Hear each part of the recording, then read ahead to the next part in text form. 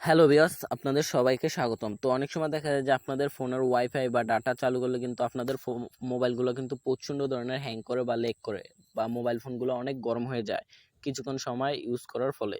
তো আজকে দেখাবো আপনাদের মোবাইলগুলো গরম হয়ে যাওয়া এবং হ্যাং হয়ে যাওয়ার সমস্যার সমাধান কিভাবে করবেন আপনারা। তো আজকে ৩টা সেটিংস সম্পর্কে বলবো আপনাদের ফোনের, ৩টা সিক্রেট সেটিংস, যে সেটিংসগুলো আপনারা আজ পর্যন্ত কখনোই আপনাদের ফোনের ভিতরে অ্যাপ্লাই করেন নাই।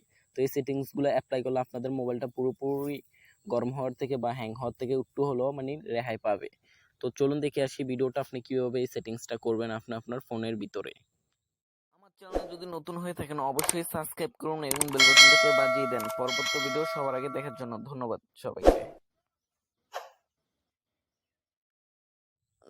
তো আপনাদের ফোনে এই কাজটা করার জন্য সর্বপ্রথমে একটা অ্যাপ্লিকেশন ডাউনলোড দিয়ে নিতে হবে। তো এই যে দেখতে পারতেছেন, এই যে এই অ্যাপ্লিকেশনটা আপনারা ডাউনলোড করে নেবেন। ফোন মাস্টার লিখে সার্চ করলেই আপনারা এই অ্যাপ্লিকেশনটা প্লে স্টোরে পেয়ে যাবেন।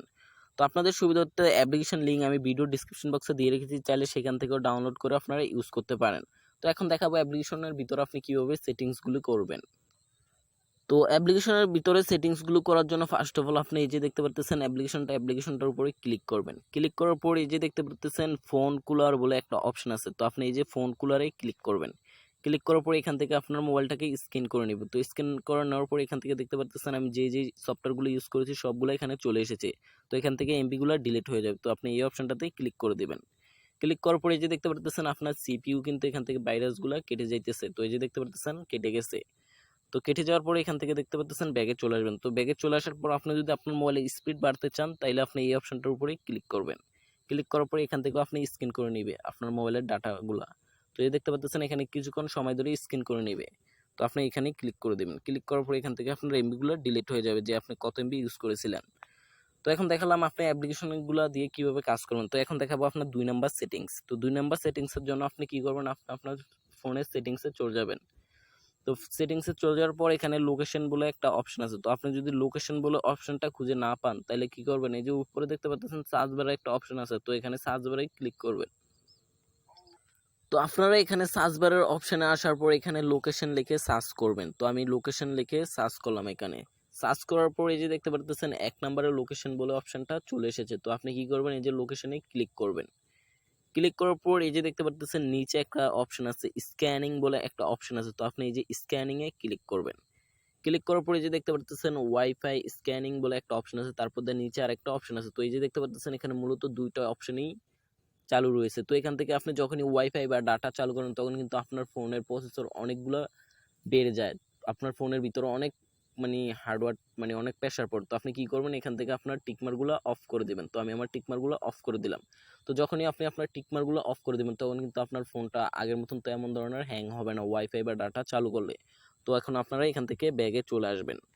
তো ব্যাগে আসার পর এখন দেখাবো আপনাদের ফোনের ৩ নাম্বার সেটিংস সম্পর্কে। তো ৩ নাম্বার সেটিংসটা করার জন্য আপনি কি করবেন, আপনি আপনার ফোনের সেটিংসে চলে যাবেন।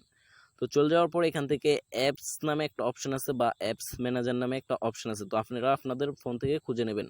এক মোবাইলে এক রকমের থাকে। তো আমি এখানে অ্যাপস ম্যানেজার নামে অপশনে ক্লিক করলাম।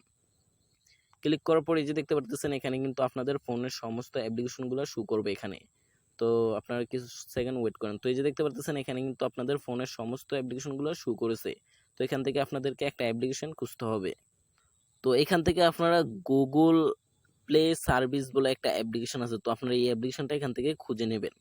তো এই যে দেখতে পারতেছেন গুগল প্লে সার্ভিস বলে একটা অ্যাপ্লিকেশন আছে। তো অ্যাপ্লিকেশনটা আমি খুঁজে নিলাম। তো খুঁজে নেওয়ার পর অ্যাপ্লিকেশনটার উপরে আপনারা ক্লিক করবেন। ক্লিক করার পর আপনারা কি করবেন, এখান থেকে একটু ব্যাগে নিচে চলে আসবেন।